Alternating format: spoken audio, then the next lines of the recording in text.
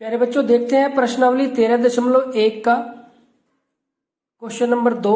और इसमें कहा गया है कि कोई बर्तन एक खोखले अर्धगोले के आकार का है जिसके ऊपर एक खोखला बेलन अध्यारोपित है। यानी कि एक बर्तन है जो अर्धगोले के आकार का है जिसके ऊपर एक खोखला बेलन अध्यारोपित है। अर्धगोले का व्यास 14 सेंटीमीटर है और इस बर्तन पात्र की कुल ऊंचाई 13 सेंटीमीटर है। इस बर्तन का आंतरिक पृष्ठीय क्षेत्रफल ज्ञात कीजिए। तो प्यारे बच्चों, हमें क्या करना है, ये जो बर्तन है हमारे पास, इसका कुल आंतरिक पृष्ठीय क्षेत्रफल हमें ज्ञात करना है। तो देखते हैं इसको हम कैसे करेंगे। तो सिंपल क्वेश्चन है, आपकी अंडरस्टैंडिंग पे बेस्ड ये क्वेश्चन है। हमें दिया हुआ है कि हमारे पास कोई बर्तन है अर्धगोले के आकार का। तो हमारे पास कोई बर्तन है, एक अर्धगोले के आकार का एक बर्तन है। तो हम क्या कर लेते हैं, एक अर्धगोले के आकार का एक बर्तन अगर हम लेते हैं तो इस तरह से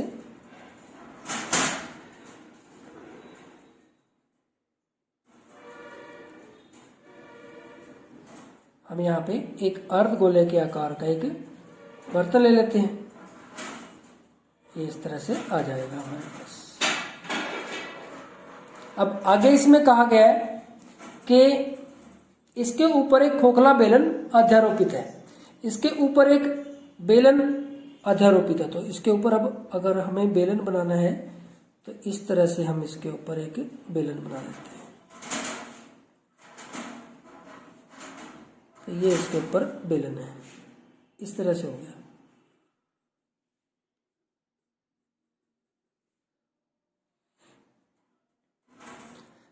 अर्धगोले का व्यास 14 सेंटीमीटर है। ये जो अर्धगोला है इसका जो ये व्यास है वो 14 सेंटीमीटर है। हम यहाँ पे इसका केंद्र मान लेते हैं। तो ये टोटल है जो इसका जो व्यास है वो 14 सेंटीमीटर है। और इस बर्तन की कुल ऊंचाई 13 सेंटीमीटर है।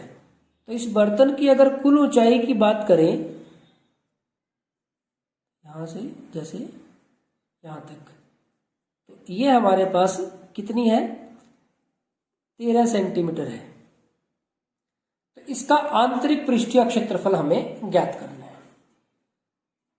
कहने का मतलब है इसका पृष्ठीय क्षेत्रफल हमें ज्ञात करना है। अब प्यारे बच्चों देखो, इसको आप किस तरह से करेंगे। हमारे पास अर्धगोले का व्यास है, अर्धगोले का व्यास है हमारे पास,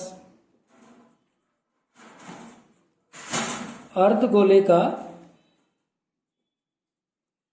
व्यास कितना है हमारे पास, 14 सेंटीमीटर। तो अर्धगोले की त्रिज्या आर कितनी आ जाएगी, अर्धगोले की त्रिज्या हमारे पास कितनी आ जाएगी, इससे आर व्यास बटे में 2, 14 बटे में 2 यानी कि 7 सेंटीमीटर हमारे पास त्रिज्या आ गई अर्धगोले की। और अब देखो प्यारे बच्चों, अर्धगोले की त्रिज्या यहां से यहां तक भी ये 7 सेंटीमीटर ही होगा। फिर यहां से यहां तक ये हमारे पास 7 सेंटीमीटर है, 7 सेंटीमीटर।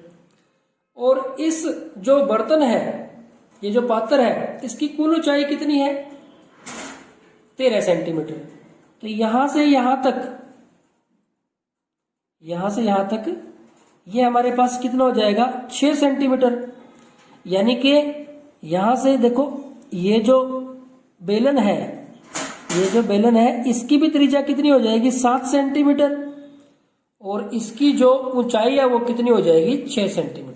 ऐसे मत सोचो ना कि ये तो छोटी लग रही है, ये 7 सेंटीमीटर, और ये बड़ी लग रही है तो ये 6 सेंटीमीटर कैसे होगी। ये तो हमने अंदाजे से लगाया ना, तो हमें तो पता था कि कैलकुलेशन करने के बाद ही पता चलेगा कौन सा छोटा होगा कौन सा बड़ा होगा, उससे कोई फर्क नहीं पड़ता हमारे पास। तो प्यारे बच्चों, हमारे पास अब देखो क्या आ गया कि अर्धगोले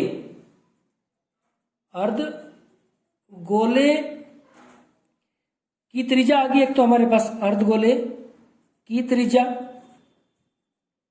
या फिर बेलन के आधार की त्रिज्या, बेलन के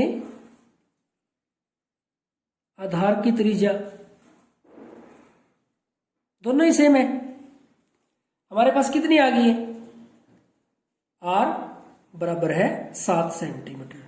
तो ये हमारे पास दोनों ही केस में 7 सेंटीमीटर मिल गया हमें। और हमें हमारे पास क्या आ गया, बेलन की ऊंचाई। बेलन की ऊंचाई,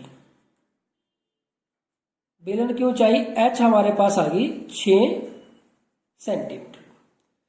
तो प्यारे बच्चों अब देखो हमें क्या करना है, ये जो बर्तन बना है, ये जो पात्र है, उसका पृष्ठीय क्षेत्रफल ज्ञात करना, आंतरिक पृष्ठीय क्षेत्रफल ज्ञात करना। तो हम लिखेंगे कि जो बर्तन है, बर्तन का आंतरिक पृष्ठीय क्षेत्रफल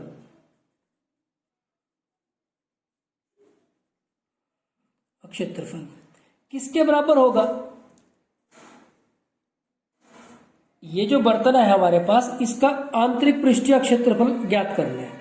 तो ये किसके बराबर होगा, एक तो होगा बेलन के वक्र पृष्ठीय क्षेत्रफल के बराबर,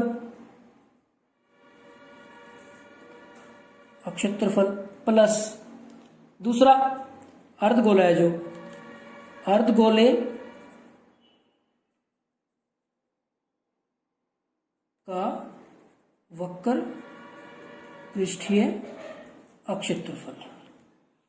बेलन के वक्र पृष्ठीय क्षेत्रफल या बेलन का बर्तन का आंतरिक पृष्ठीय क्षेत्रफल, यहाँ पे भी काई कर लें आप कि बर्तन का आंतरिक पृष्ठीय क्षेत्रफल बराबर है बेलन का वक्र पृष्ठीय क्षेत्रफल प्लस अर्धगोले का वक्र पृष्ठीय क्षेत्रफल। अब प्यारे बच्चों इस क्वेश्चन को सोल्व करने के लिए आपने जो 9th क्लास में जो फॉर्मूले पढ़े हैं वो आपको आने चाहिए। अब देखो सीधी सी बात है, अब देखते हैं।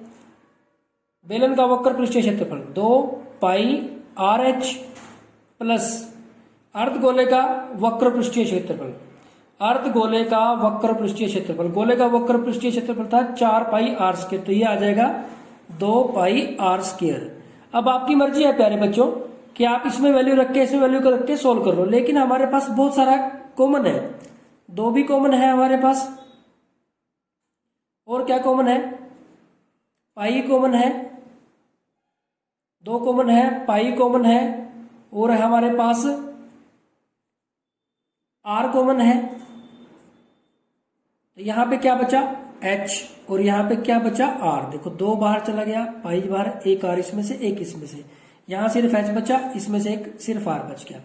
अब यहां पे आप मान रख दो। अब आप इसमें जब मान रखेंगे तो हमारे पास देखो क्या प्राप्त होगा, ठीक है ना। ये बेलन का वक्र पृष्ठीय क्षेत्रफल का फॉर्मूला लिख दिया और अर्धगोले का वक्र पृष्ठीय क्षेत्रफल का, तो 2 गुना में 22/7 गुना में r का मान, r देखें हमारे पास कितना है, r है 7 सेंटीमीटर, 7 गुना में h है हमारे पास 6 जमा 7। अब देखिए आप इसको, ये तो कैंसिल हो जाएगा, तो हमारे पास बचा 2 गुना में 22 गुना में 6 और 7 13 हो जाएगा ये। तो यहां से 22 की 2 के साथ करेंगे 44, इससे तो हमें 44 मिल जाएगा, 44 की 13 के साथ करनी है, तो हमें क्या करना है, 44 की 13 के साथ करनी है। तो जब गुना करेंगे हम 13 चौके हमारे पास हो जाएगा, 13 चौके 52 का 2 हासिल 5, 13 चौके 52 और 5 57, तो ये हमारे पास वर्ग सेंटीमीटर या सेंटीमीटर स्क्वायर। तो ये हमारे पास प्यारे बच्चों आ जाएगा, जो वो बर्तन है उसका आंतरिक पृष्ठीय क्षेत्रफल आ जाएगा, यानी कि अंदर का उसका पृष्ठीय क्षेत्रफल आ जाएगा।